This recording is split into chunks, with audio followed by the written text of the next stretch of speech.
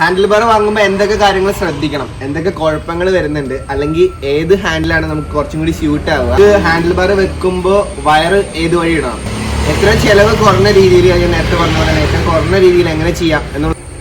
Hi guys, ഞാൻ ഇന്ന് ആദ്യമായിട്ടാണ് ശരിക്കും ക്യാമറയുടെ ബാക്കിൽ വന്നിട്ടൊരു വീഡിയോ എടുക്കുന്നത്. ഫസ്റ്റ് വീഡിയോ ആണ് ശരിക്കും. ഡീക്ലഷൻ എന്നൊരു ഇൻസ്റ്റാഗ്രാം അക്കൗണ്ടിൽ നിന്നാണ് ശരിക്കും ഞാനൊരു യൂട്യൂബിൽ വരുന്നത്. ഹാൻഡിൽ ബാറിൻ്റെ വർക്ക് ഏകദേശം കംപ്ലീറ്റ് ആയിട്ടുണ്ട്. പിന്നെ നോർമൽ എല്ലാ വീട്ടിലും ചെയ്യുന്ന പോലെ തന്നെയാണ് നമ്മൾ ചെയ്തേക്കുന്നത്. പക്ഷേ ഒരു ചെറിയ വ്യത്യാസം ഉള്ളത്, നമ്മൾ കുറച്ച് ഹൈറ്റ് ചെയ്തിട്ടുണ്ട്. അത് ഇപ്പോൾ ഹൈറ്റ് റൈസറും കാര്യങ്ങളൊന്നും യൂസ് ചെയ്യാണ്ട് ചെറിയ ചിലവിൽ എങ്ങനെയാണ് ഹാൻഡിൽ ചെയ്യുക എന്നുള്ളതാണ് നമ്മളിവിടെ കാണിക്കാൻ പോണത്.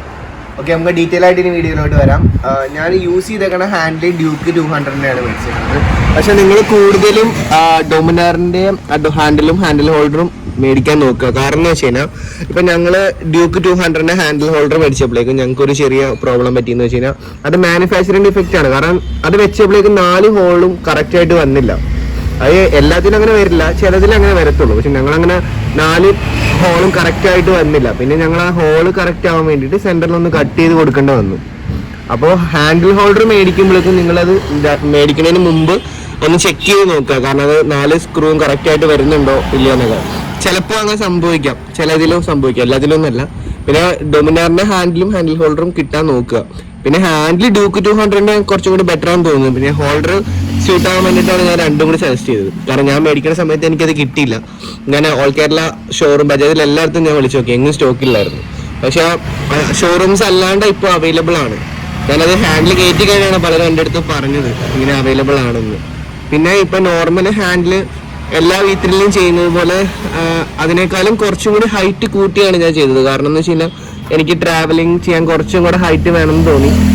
അപ്പോൾ നമ്മൾ ഹാൻഡിൽ ഹൈറ്റ് കൂട്ടാൻ വേണ്ടിയിട്ട് ഹൈറ്റ് റൈസർ ഒന്നും മേടിച്ചില്ല. കൂടുതലും ചിലവ് കുറഞ്ഞ രീതിയിൽ തന്നെ നമ്മൾ തന്നെയാണ് ചെയ്തത്.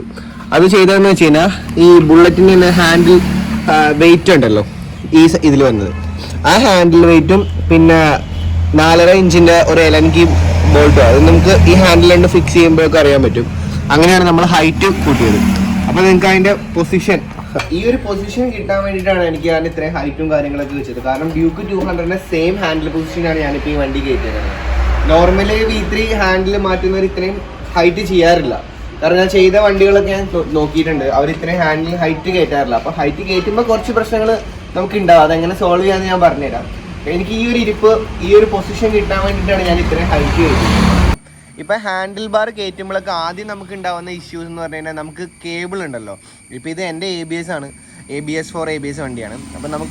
അപ്പോൾ എനിക്കിത് ആദ്യം കയറ്റിയപ്പോൾ ഭയങ്കര ഡൗട്ടായിരുന്നു, ഈ കേബിൾ വലിയുമ്പോഴേക്കും ബ്രേക്ക് കിട്ടുമോ കിട്ടാണ്ടിരിക്കുമോ, അങ്ങനത്തെ കുറേ ഇഷ്യൂസ് ഉണ്ട്. ശരിക്കും കേബിൾ വലിഞ്ഞ് കഴിഞ്ഞാൽ ബ്രേക്ക് കിട്ടത്തില്ല.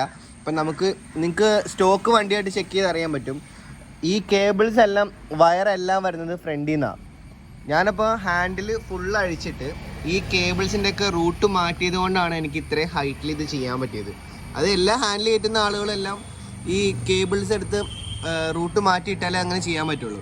ഇപ്പോൾ ചിലർ പറയുന്നുണ്ട് ടാങ്ക് കിറ്റ് ഫുൾ അഴിച്ചിട്ട് അടിയിൽ നിന്ന് റൂട്ട് മാറ്റിയിട്ടാലേ ചെയ്യാൻ പറ്റത്തുള്ളൂ എന്നൊക്കെ. പക്ഷെ അങ്ങനെയല്ല, കേബിൾസ് റൂട്ട് മാറ്റിയിടാൻ ഈ ഒരു പീസാണ് നമ്മൾ അഴിക്കേണ്ടത്. ഈ ഒരു പീസ് മാറ്റിയിട്ട് ഇവിടുന്ന് കേബിളിൻ്റെ റൂട്ട് മാറ്റിയാണ് നമ്മൾ ചെയ്യേണ്ടത്. അല്ലാണ്ട് വേറെ ഒന്നും അഴിക്കേണ്ട ആവശ്യമില്ല. പിന്നെ ബ്രേക്ക് നിങ്ങൾക്ക് കേബിൾ മാറ്റിയിട്ടിട്ടും പിന്നെ നിങ്ങൾക്ക് ഇത്ര ഹൈറ്റ് കയറ്റിയിട്ട് നിങ്ങൾക്ക് ഒരു ടൈറ്റ് വരുന്നുണ്ടെന്ന് തോന്നിക്കഴിഞ്ഞാൽ ഈ ഒരു കേബിൾ ഉണ്ടല്ലോ, ഈ ഒരു കേബിൾ MTയുടെ കിട്ടും. അത് എനിക്കിപ്പോൾ വലിയ കുഴപ്പമില്ല, പ്രശ്നമില്ല. കണ്ടോ, ഇപ്പോൾ നിങ്ങൾക്കത് ഭാവിയിൽ അങ്ങനെ വല്ല ടൈറ്റ് ഫീൽ ചെയ്യുന്നുണ്ടെങ്കിൽ നിങ്ങൾക്ക് MTയുടെ മേടിച്ച് ഇടാവുന്നതാണ് മെയിനായിട്ട്.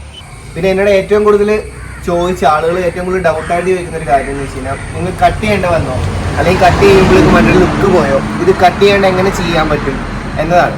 നിങ്ങൾക്ക് പൊസിഷനിലധികം നിങ്ങൾക്ക് അല്ലെങ്കിൽ വണ്ടിയുടെ റൈഡിങ് കംഫർട്ടിൽ നിങ്ങൾക്ക് കോംപ്രമൈസ് ചെയ്യാൻ പറ്റുമെങ്കിൽ നിങ്ങൾക്ക് ഇത്രയും ഹൈറ്റ് ചെയ്യാണ്ട് വണ്ടി കട്ട് ചെയ്യാണ്ടുള്ള ഒരു സംഭവം എന്ന് വെച്ച് കഴിഞ്ഞാൽ ഒരു ബുഷ് ഉണ്ട്. അത് ഈ ഓട്ടോയിലും നിങ്ങൾക്ക് ഓട്ടോയുടെ ഒക്കെ സ്പെയർ പാർട്സ് ഷോപ്പിൽ ചെന്ന് ആ ബുഷ് കിട്ടും. അതിന് ചേസിൽ വരുന്നൊരു ബുഷ്. ആ ബുഷ് നിങ്ങൾക്ക് ഈ വൈസറിൻ്റെ ഇതിനകത്ത് വെച്ച് കഴിഞ്ഞാൽ വൈസർ കുറച്ച് ഫ്രണ്ടിയിട്ട് തള്ളും. അപ്പോൾ നോർമൽ ഒരു ഹാൻഡിൽ ബാർ മാത്രം ചേഞ്ച് ചെയ്യുവാണെങ്കിൽ നിങ്ങൾക്ക് ഹാൻഡിൽ തട്ടാണ്ട് ഇവിടെ തട്ടാണ്ട് നിങ്ങൾക്ക് അത് ചെയ്യാൻ പറ്റും. അതാകുമ്പോഴേക്കും വൈസർ കട്ട് ചെയ്യേണ്ട ആ ലുക്കും പോകത്തില്ല. ഞാൻ കട്ട് ചെയ്യാൻ കാരണം എന്ന് വെച്ച് കഴിഞ്ഞാൽ എനിക്ക് ഹാൻഡിൽ കുറച്ചുകൂടി ഹൈറ്റ് വേണമായിരുന്നു. ഹാൻഡിൽ കുറച്ച് ഹൈറ്റും കയറ്റിയിട്ടുണ്ട്. എനിക്ക് റൈഡിങ് കംഫർട്ട് കുറച്ച് ഞാൻ കോംപ്രമൈസ് ചെയ്യാൻ താല്പര്യമില്ല.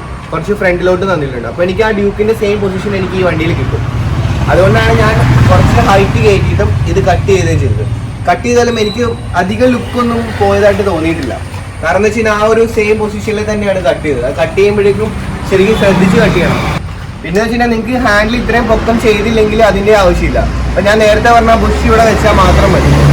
അതിപ്പോൾ എൻ്റെ ഒരു ഫ്രണ്ടാണ് ശരിക്കും എന്നെ സജസ്റ്റ് ചെയ്തത്. ഞാനത് ഈ വണ്ടിയുടെ കാര്യങ്ങളൊക്കെ ഇട്ടപ്പോഴേക്കും എൻ്റെ അടുത്ത് പറഞ്ഞു, ബ്രോ ഹാൻഡിൽ നിങ്ങൾക്ക് എന്താ പറയുക ഇത് കട്ട് ചെയ്യാണ്ട് ചെയ്യാൻ പറ്റും, ഒരു ബുഷ് ഇട്ടാൽ മതി എന്ന് എൻ്റെ അടുത്ത് ആ ഫ്രണ്ടാണ് പറഞ്ഞത്. പക്ഷേ ഞാൻ ഹാൻഡിൽ കുറച്ച് ഹൈറ്റ് കയറ്റിയതുകൊണ്ട് എനിക്കത് കട്ട് ചെയ്യേണ്ടി വന്നു. അല്ലെങ്കിൽ നമുക്ക് നോർമലി അത് ചെയ്യാം. ഓക്കെ, എന്തായാലും ഇന്നത്തെ വീഡിയോ ഞാൻ എന്തായാലും വൈൻഡ് അപ്പ് ചെയ്യാണ്. അപ്പോൾ കൂടുതലും വീഡിയോസും കാര്യങ്ങളൊക്കെ നമുക്ക് വണ്ടിയുടെ റിലേറ്റഡ് ആയിട്ടുള്ള വീഡിയോസ് ഞാൻ ഇനിയും ചാനലിൽ ഇടുന്നുണ്ട്. പിന്നെ എന്തായാലും ക്യാമറയുടെ ഫ്രണ്ടിൽ വന്നിട്ട് ഓൺ വോയിസ് ഇടുന്നത് ഞാൻ ആദ്യമായിട്ട്. അപ്പോൾ എനിക്ക് അറിയില്ല എന്തോരം ഇത് കേൾക്കാൻ പറ്റുമെന്ന് അറിയില്ല. എന്തായാലും അടുത്തൊരു വീഡിയോയിൽ നമുക്ക് കാണാം. ബൈ.